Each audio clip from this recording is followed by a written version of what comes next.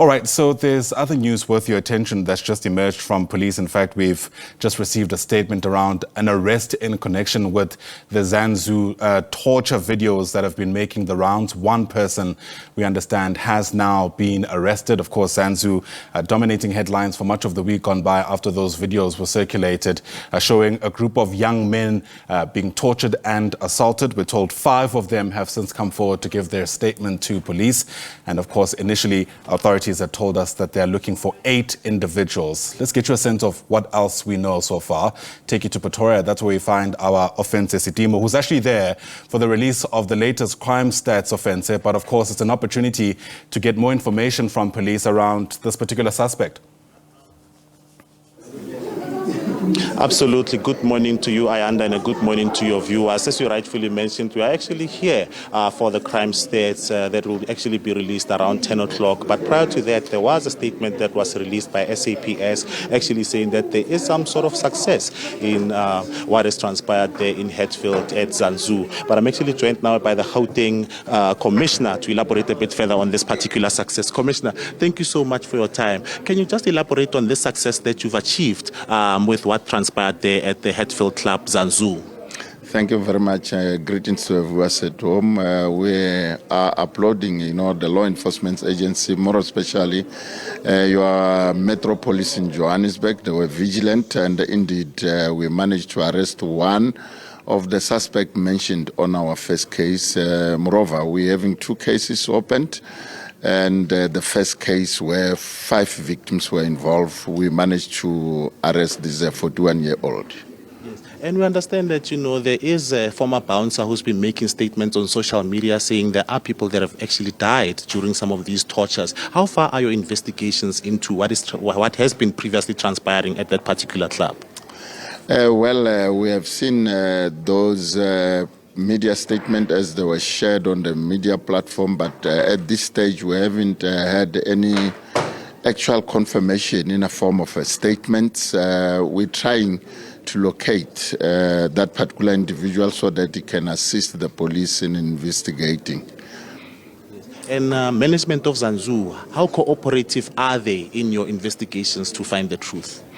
At this stage, you have to take note that that liquor outlet, it's licensed liquor outlet, but under the Companies and Intellectual Properties Commission, which is licensed under the name Zanzou with the 2 directors. At this stage, the attorney brought one of the directors, and of which one will say is cooperative. And we are working closely with them. But what is important, we have also roped in, the NPA so that we can have a prosecutorial-led investigation. Absolutely. Thank you so much. Lieutenant General Musikidi, can you just tell us about Operation Shanela and its successes? How are you putting a dent on violent crime that's making some of the residents unsafe, especially women? Thank you very much, and good morning to yourself and the opportunity that you are giving to the South African Police Service to give comfort and from time to time to update our communities in so far as our strategies are concerned. You shall recall that we have launched Operation Shanela in October 2023. And to date, I must indicate that it is yielding positive results. We are going to have the release of the stats, and the last release we have indicated the decline in the crimes that are mostly feared, which is what we call serious and violent crime, and particularly those that are person-to-person crime.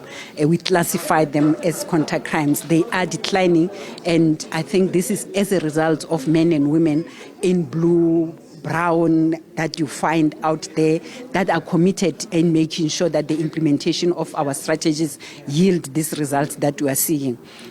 Just yesterday we were reflecting on what is required of us in terms of Firearms Control Act, in terms of those firearms that are coming as a result of Operation Shanela, the confiscations that we are getting from time to time from the operatives on the ground level, and over 16,000 firearms were destroyed yesterday that are coming as a result of those that were involved in the commission of crime, those that were found as we are following our intelligence-led operations when we are told about the firearms, those that when we do our normal raids as provinces are expected to retrieve these firearms that are becoming a challenge with our communities that are instilling this fear. They have retrieved these firearms to be more specific on the top 3 provinces. That is our hotspot in terms of how crime is being analyzed from time to time. We have seen Western Cape collecting close to 4,500 firearms, followed by, of course, Gauteng. The provincial commissioner is here. It's working very hard. We are here because the head of headquarters is here, and from time to time, when he needs us, we go and assist. We have collected more than 4,000 firearms, followed by KwaZulu-Natal with the 3,200. So these are just the few numbers that I'm indicating that on the 16,000, these provinces that are problematic, to show that our operations are focused as we have pleaded and put those plans together collectively. They are yielding results. And of course, we are working with our partners.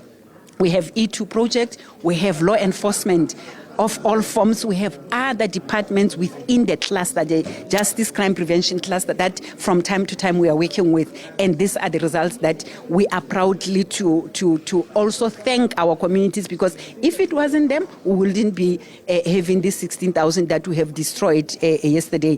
And over the period of 6 years, so far, more than 279. So we are almost 280,000 firearms that were collected on various forms in various crimes, those that were handed over for amnesty. And appeal is that if you don't need it, bring it, because you keep it, it's going to be robbed, it's going to become an illegal firearm, and it's threatening our economy, it's threatening the lives and livelihood of our people.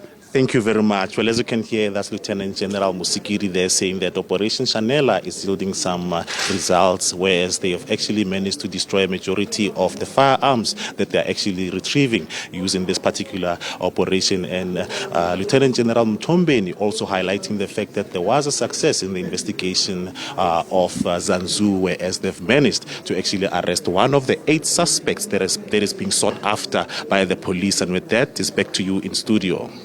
All right, Ofentse Setimo, live to us there from Pretoria for now. Thanks very much indeed. Of course, we'll be back there because the Q3 crime statistics are set to be released by police within the next hour. And as soon as that begins, we'll, of course, take you there live.